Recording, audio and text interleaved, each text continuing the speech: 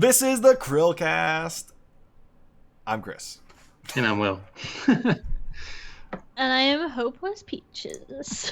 And Hopeless Peaches, what do you do on the tube? What don't I do? I talk about random art discussion topics, and I do a few story times here and there, sprinkled about for a bit of spice.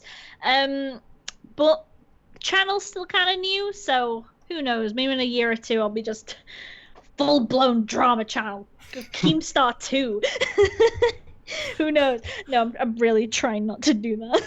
Please, if you ever see me do that, please slap me across the face. I would, but I have never seen your face, so I can't. Just slap a random Brit. You'll get there. Go watch her video about how her art teacher ruined her art. That'll get you in the right mood to be slapping Brits. Oh.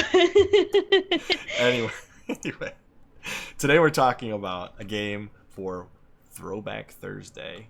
And if you guys didn't catch the video yesterday, it's a great interview with a great person, a great friend of ours now, Hopeless Peaches, who has a birthday coming up. So definitely go check that out. See, you got to plug the previous video with the current video. That way, people like Avrona go back and watch the previous video.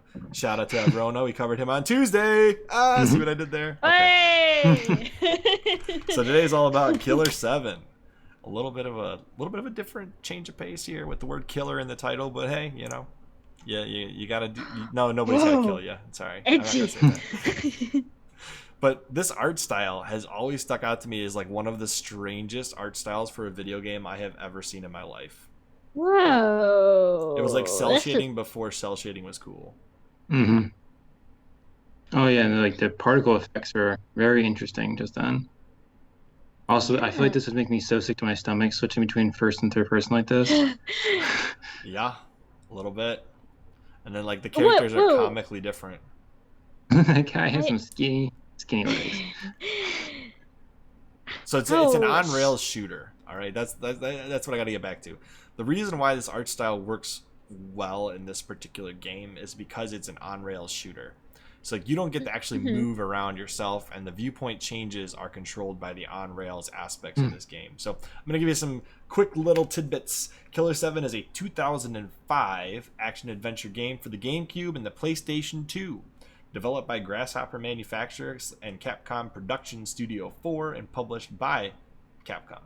The game was written and directed by Suda51. I'm not going to try and pronounce his first name because I suck at pronouncing names that are spelled like that. So, Goichi Suda.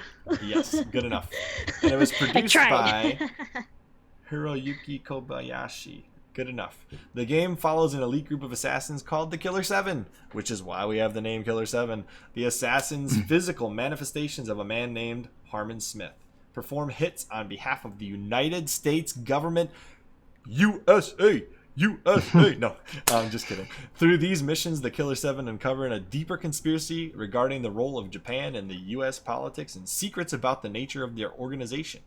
KILLER7 features first-person shooter elements and a unique on-rails control scheme, but the core adventure-style gameplay has been compared to Myst and Snatcher. That sounds like a really I've never heard of Snatcher before. I have, but I'm weird. This game was released on PC.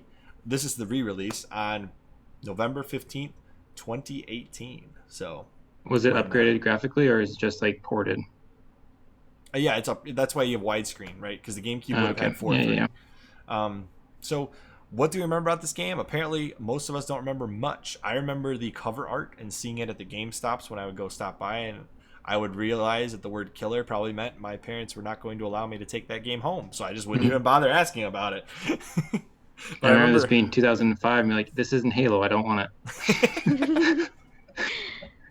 I'm assuming that our Hopeless Peaches friend probably doesn't even remember this game existing. What? Because you would have been like 6.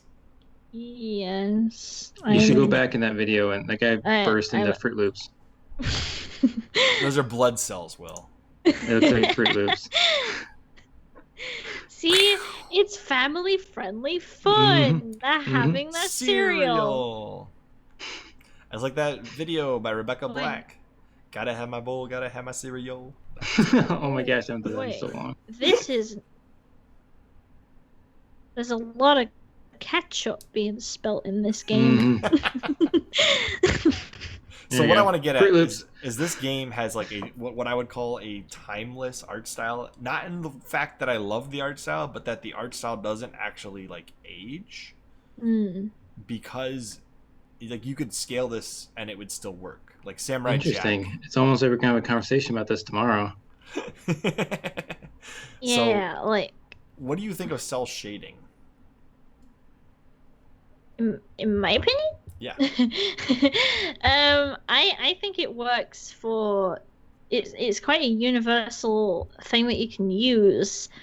Like in this instance, like there's odd places where it doesn't work super well. Like it seems to at some points like this man looks like he's got a birthmark on his face. Shading, right? You know, like yeah, it's kind of it's a very harsh way of shading. So it definitely depends on what model you use, but because it's quite a simplistic thing, you can use it for quite a lot of different tones. Like you'll be able to use it for a nice happy little Nintendo game, like or try and do like a noir themed like kind of dark and grungy thing like this game's doing, or like I streamed recently like The Wolf Among Us that has a very cel shaded technique. Yeah. Oh, you can do good things with cel shades. This game, I don't know, it doesn't it's not very pleasing to the eye, in my opinion. Yeah, I think but it looks a little too dark. I can see where they're going, and as you said, it like holds up a bit more well than if they tried to do like full realism, because the more graphics improve, the more like the more you got to stray away. Things get more modern. Yeah, it starts looking more and more more and more uncanny, like the older it gets. Like so. It's cool if someone tries and breaks away from trying to be realistic while still trying to have a grounded art style like this one. And in that regard, I think it does hold up better than like a game that would come out at that time but tried to be realistic, I think. So I guess the last question about KILLER7 is, do you think that using something like cel shading improves the chances that this game would get remade and look better in the future than it does now? Whereas like other games with tons and tons of polygons might look good at the time they come out, but probably not look as good the longer you wait to remake it without necessarily fixing completely redoing it. Exactly. Yeah. I think seeing this game, it looks cool. Like I can see where it's doing, but like everyone's gonna. This is what I mean. Like with cel shaded, unlike being realistic, where it's just it's like nearly objective. Just like this is uncanny. It doesn't look right. My brain is telling me this is not human. It is weird, but with this is a bit more subjective, and I think that's one reason why it can hold up a bit better. Like me, who maybe turns around and goes, "Hey, that still looks a bit weird, a little bit dated, a little bit creepy." Like someone else would turn around and just go, "That looks cool. That's cool art style," and it looks more like it turns into more of a subjective. Some people like it, some people won't. It's Marmite. You Americans won't understand Marmite. I know what Vegemite Darn is. it. You either love it or hate it. Marmite. That's a good commercial. There you go. What about you, Will? What do you think? Well, I feel like I'm going to talk about this tomorrow. I don't necessarily want to talk about it now. Will's starting to see what my game plan was with bringing up this game. All right. Well, I think that... Go ahead. Yeah, I was just going to say the one thing that I do want to know is that I'll now have to look at the context of the scene, is why that man with the large body and tiny head was floating like he was. I am intrigued. Suda51, if you watch this video, answer Hopeless Peach's question. She's got to know why the dude with the little head and the big body is floating. Okay? All right. All right.